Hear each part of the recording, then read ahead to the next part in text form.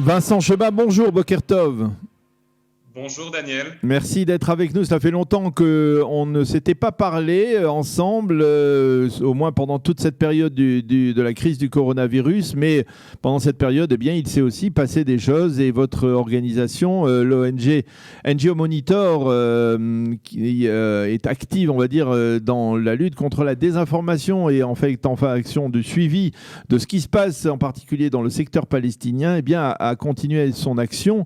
Et je le disais à l'instant dans le journal d'information, l'Union européenne a décidé pour la première fois de ne pas attribuer une allocation, une subvention importante d'1,7 million € à une organisation, une ONG palestinienne, Bedil, parce que eh bien, celle-ci refusait de se démarquer du terrorisme et de ses relations avec des organisations terroristes palestiniennes.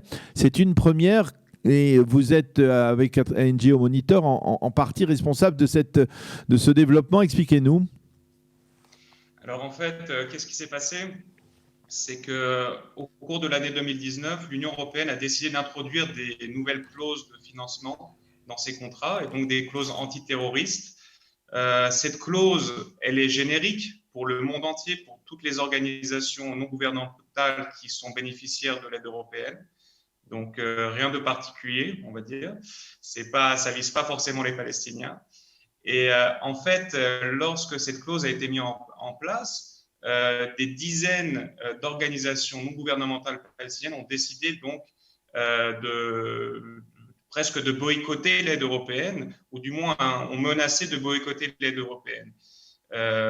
Et finalement, une de ces organisations, donc, qui s'appelle Badil, qui a été le fer de lance d'une campagne contre le conditionnement de l'aide de l'Union européenne, donc contre cette nouvelle clause, a décidé donc de refuser de signer un contrat qui lui permettait d'obtenir une subvention de 1,7 million €. Donc effectivement, c'est quelque chose d'assez important, et véritablement, c'est un précédent. C'est sans précédent. Alors, je suppose que c'est un travail de longue haleine pour arriver à un tel résultat. C'est-à-dire, est-ce qu'on peut parler de changement d'approche, de changement de tendance au sein de l'Union européenne dans l'attribution de subventions aux Palestiniens en général, aux ONG palestiniennes ou même pro-palestiniennes? Est-ce que, on va dire, les Européens font plus attention que dans le passé, là où ils mettent leur argent? Alors, disons qu'ils sont plus sur leur garde aujourd'hui, parce qu'effectivement, ils sont quand même relativement sous pression. Si je peux vous rappeler un exemple concret, au mois d'août 2019, il y a eu un attentat terroriste dans lequel une jeune Israélienne de 17 ans a été assassinée. Elle s'appelait Rina Schnerb. Mm-hmm.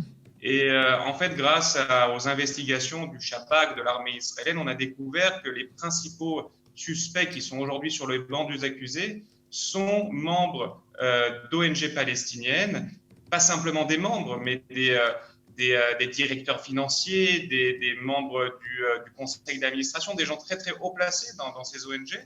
Et aujourd'hui, ces gens, il y en a 5-6, ils sont donc accusés d'avoir été impliqués directement dans l'assassinat de Rina Schnerb.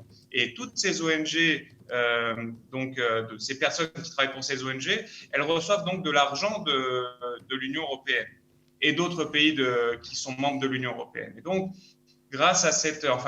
malheureusement, mais cette histoire, en fait, a mis une pression énorme sur l'Union européenne aujourd'hui pour faire même un travail d'enquête pour savoir où va l'argent, comment il est utilisé. Et pas plus loin que fin mai, il y a donc un des commissaires européens qui a donc annoncé que les ambassadeurs de l'Union européenne auprès d'Israël et auprès de Ramallah devaient donc faire une enquête pour savoir si effectivement de l'argent avait été donné à ces organisations et s'il y avait eu donc détournement d'argent pour financement de terrorisme. Alors, d'abord, est-ce qu'il y a une différence? Est-ce que les Européens font une distinction entre les ONG palestiniennes, purement palestiniennes, et les ONG qui soutiennent la cause palestinienne, qui peuvent être par exemple des ONG européennes elles-mêmes? C'est-à-dire, ou alors est-ce que finalement elles ne sanctionnent, entre guillemets, que les organisations palestiniennes? Non, alors comme je vous ai dit au début de l'interview, cette clause antiterroriste, elle est générique. Elle s'applique à toutes les organisations non gouvernementales qui veulent être bénéficiaires des aides de l'Union européenne, que ce soit en France, que ce soit en Amérique du Sud ou en Asie, et donc aussi les ONG palestiniennes. Donc, ce n'est pas une clause qui a été introduite uniquement pour embêter les Palestiniens. Mais par contre, les Palestiniens sont les seuls à avoir refusé d'appliquer cette clause. Ils ont refusé Ah, c'est ça, ils ont donc refusé. Maintenant, est-ce que... quel est le rôle de votre organisation, de NGO Monitor, dans cette démarche? Alors, premièrement... il y a le suivi, bien entendu. Premièrement, c'est de vérifier donc, les comptes de l'Union européenne, de savoir à quelles organisations non gouvernementales elle attribue cette subvention. Et dernièrement, il n'y a pas moins de 2 semaines, on a sorti un rapport qui faisait état que de 2011 à 2018, l'Union européenne a financé à hauteur de 25 millions d'euros des organisations qui sont en lien avec le Front populaire de libération de la Palestine, donc une organisation terroriste. Et après, bien sûr, vous savez, on fait notre travail de publier ces rapports, d'approcher des personnalités de l'Union européenne. On a donc envoyé même une lettre qui est publique sur notre site internet à la présidente de la Commission européenne, Madame van der Leyen. Et donc, il y a quand même une communication avec ces personnalités importantes pour essayer de leur montrer finalement, il y a des risques à ce que l'Union européenne finance de telles organisations. Encore une fois, on ne prétend pas que forcément cet argent finance le terrorisme. On ne dit pas ça du tout. On dit simplement que par mesure de précaution, par principe de précaution, l'Union européenne devrait faire attention à financer des bonnes organisations et pas des organisations qui sont en lien avec le terrorisme ou qui soutiennent le terrorisme. Et est-ce que cela a véritablement porté? Est-ce que, par exemple, aujourd'hui, vous pouvez peut-être prouver que, par exemple, l'Union européenne, les fonds de l'Union européenne soutiennent des organisations, on va dire, plus neutres, même si elles sont pro-palestiniennes, qu'elles aident, on va dire, sur le plan social, économique, la population palestinienne, sans qu'elles soient affiliées d'une manière ou d'une autre au terrorisme? Pardon, excusez-moi, je n'ai pas entendu. Est-ce que effectivement est-ce qu'aujourd'hui les Européens, justement à la suite des pressions de votre association, peuvent redéfinissent leurs critères d'attribution de subventions et peut-être vont donner leurs fonds, leurs subventions à des organisations qui sont totalement neutres, qu'elles soient certes palestiniennes ou pro-palestiniennes, mais qui ne sont pas impliquées d'une manière ou d'une autre avec des organisations terroristes? Écoutez, c'est ce qu'on essaye de faire. Maintenant, l'Union européenne a toutes les ustensiles, tous les critères pour éviter de donner de l'argent à ces organisations qui sont en lien avec le terrorisme. Maintenant, il faut les appliquer simplement. Alors, pour les appliquer, il faut d'abord leur montrer qu'effectivement, de l'argent est versé à des organisations qui sont jugées à risque, et après qu'ils prennent conscience de ça et qu'ils décident donc de ne plus les financer par la suite. Mais comme la plupart des pays européens ou des pays occidentaux, il existe des critères très clairs de financement pour éviter que cet argent arrive donc dans des mauvaises mains. Est-ce que vous avez les moyens à NGO Monitor de vérifier si les Européens utilisent des voies de contournement, on va dire, pour financer malgré tout ces associations? Non, ça... on n'a pas les moyens de vérifier ça. Encore une fois, toutes nos informations proviennent donc de l'open source, de l'information qui est ouverte, accessible à tous. Donc, je ne pense pas qu'il y ait de contournement. Je ne pense pas. Est-ce que vous avez le sentiment aussi que, par exemple, ça c'est l'action au sein de l'Union européenne, est-ce qu'il y a une action parallèle dans les différents pays qui composent l'Union européenne, parce qu'il y a l'Union européenne en tant qu'institution, en tant que groupe, bien sûr, et il y a d'autres pays. Par exemple, on parlait il y a quelques jours de la Suède qui aussi avait décidé de geler, on va dire, une partie de l'aide au ministère de l'Éducation en raison du contenu des manuels scolaires palestiniens. Est-ce qu'il y a aussi une action qui est faite, on va dire, pays par pays?